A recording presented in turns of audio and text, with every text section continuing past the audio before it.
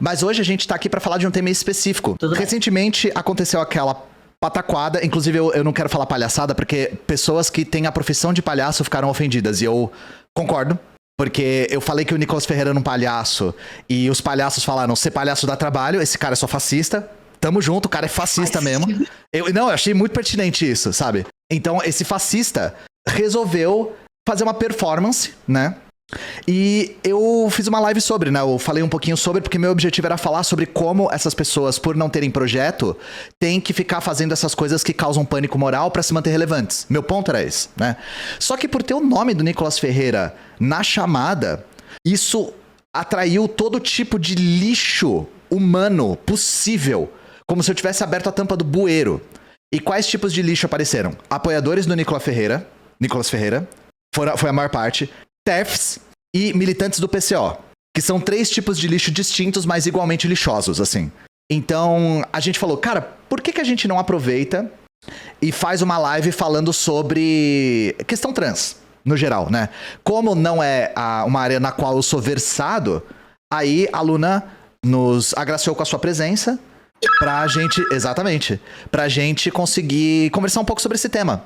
Então vamos pegar todos os espantalhos e todas as coisas que costumam falar sobre a questão trans e ter um debate qualificado agora, gente. Porque acho que é importante 2 coisas, né? Primeiro, a gente posicionar a Soberana de maneira definitiva como um coletivo que defende a causa trans.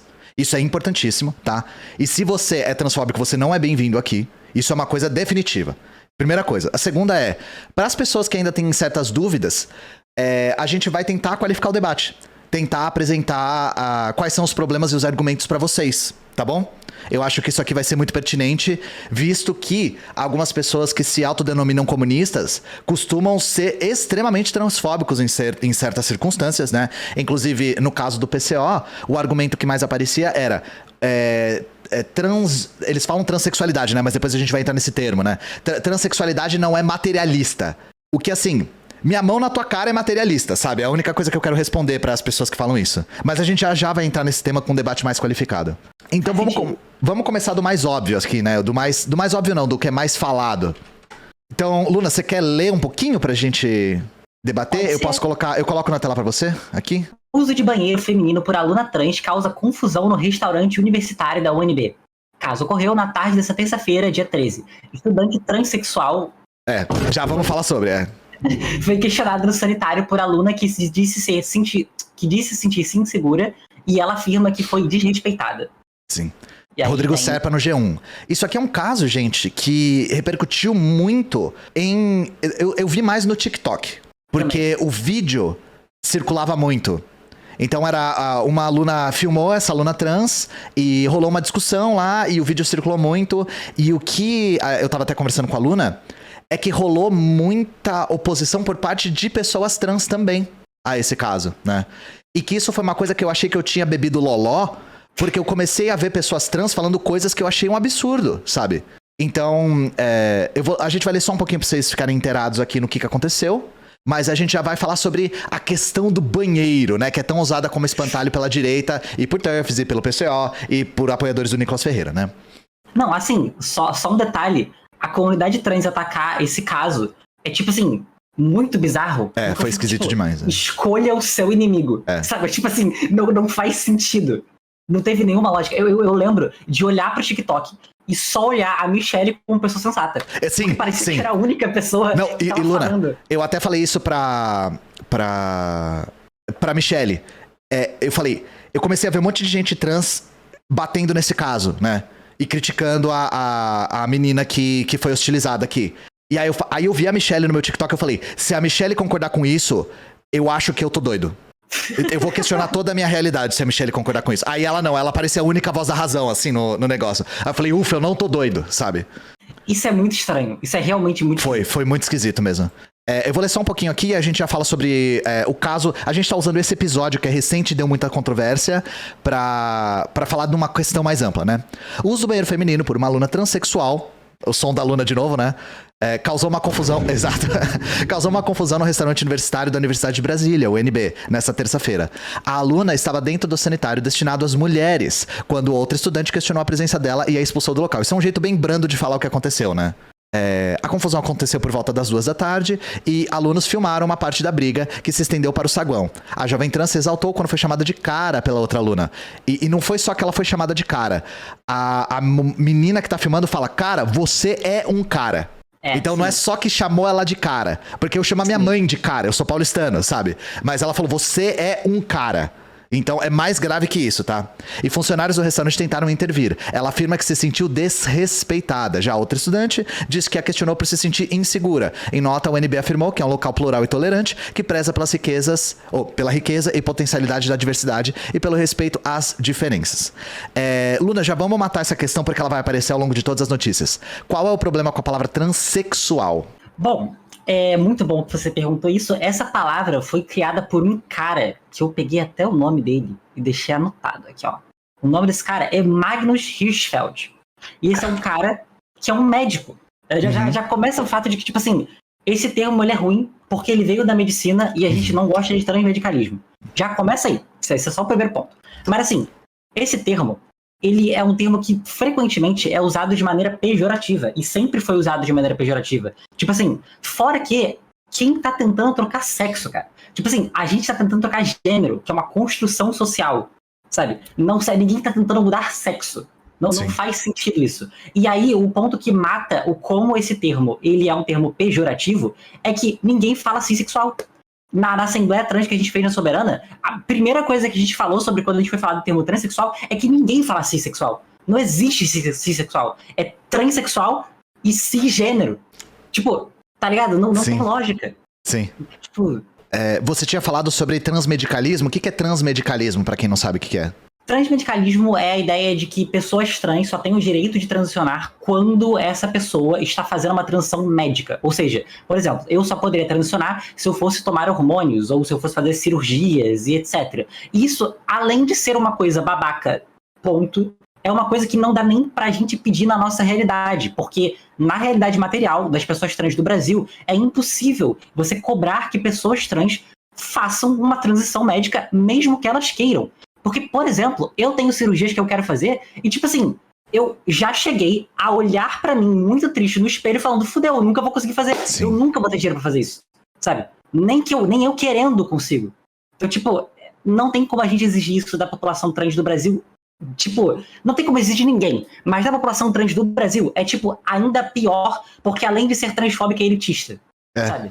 Aí, a gente não falou o termo correto, eu acho. Transgênero, gente. Cisgênero e transgênero. Isso.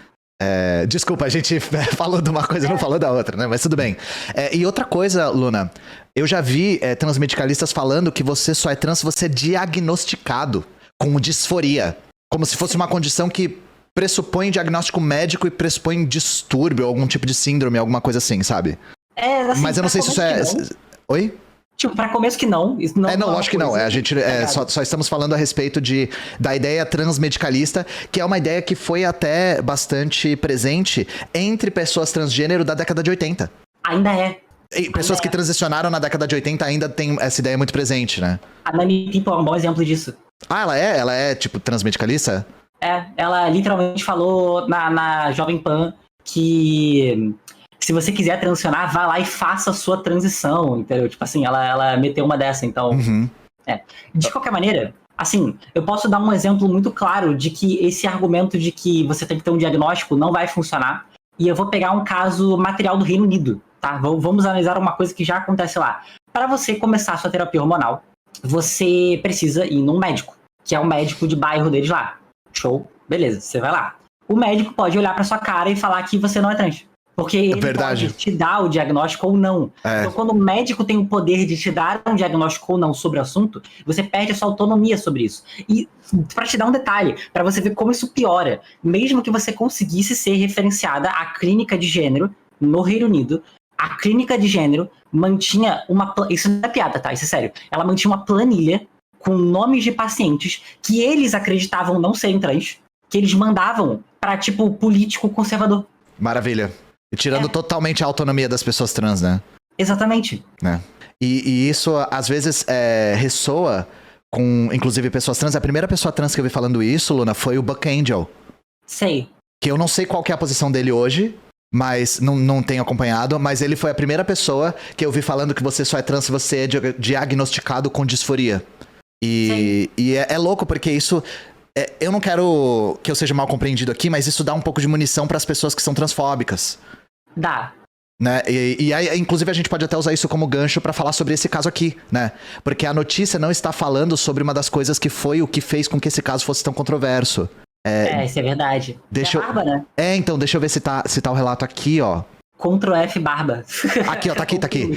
A estudante que abordou a jovem disse que sentiu medo. Eu pensei que fosse um homem porque via barba. Aí eu perguntei o que ele estava fazendo no banheiro. Porque tem casos de assédio e estupro que acontecem dentro da universidade e eu fico com muito medo dessas coisas.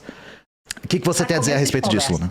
Para começo de conversa, que a Brigitte, que é o nome dessa pessoa, tava tirando alguns pelos da barba que incomodavam ela na pia, tá? Eu não sei vocês, mas isso não me parece atitude de alguém que tá pronta pra assediar alguém. Ela tá literalmente pegando uma pinça e tirando os pelos que incomodam ela do rosto. Com uma pinça. Isso é uma dor desgraçada, diga-se de passagem. Sim, tá? e ela, principalmente quando é daqui de cima, assim, do lábio. E ela era veterana, tá? Não era a primeira vez que ela tava nesse banheiro. As pessoas estavam acostumadas já com a presença dela. Sim. Tinham várias outras mulheres no banheiro naquela hora. Tipo assim, tanto que, tipo assim, é uma garota específica que ficou incomodada, sabe? Mas enfim, de qualquer maneira, o ponto é, a Brigitte, ela, no caso, foi criticada por ter barba. Primeiramente, foda-se se a pessoa tem barba. Isso não é... Isso, tipo assim, ter barba ou não te torna mais ou menos mulher. Tem mulher cis tipo com assim, barba, gente.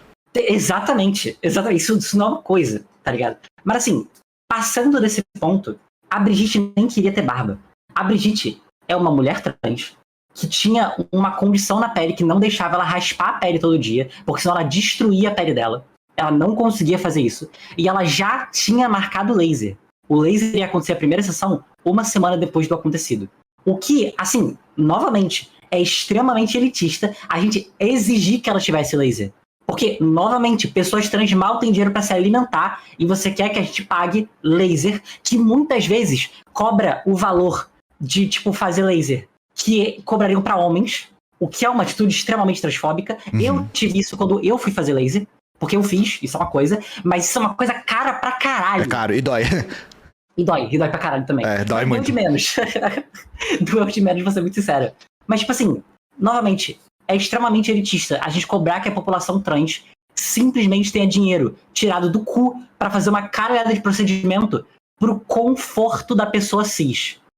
Tipo assim, a situação é basicamente essa. Uma pessoa trans sendo colocada em situação de não segurança pelo conforto de uma pessoa cis. Essa pessoa trans não tava fazendo nada. Ela não tá fazendo nada. Ela não tentou atacar alguém, ela não tentou assediar alguém. Isso não aconteceu. Ela tava literalmente só usando o banheiro. Sim. Não é uma justificativa pro que aconteceu.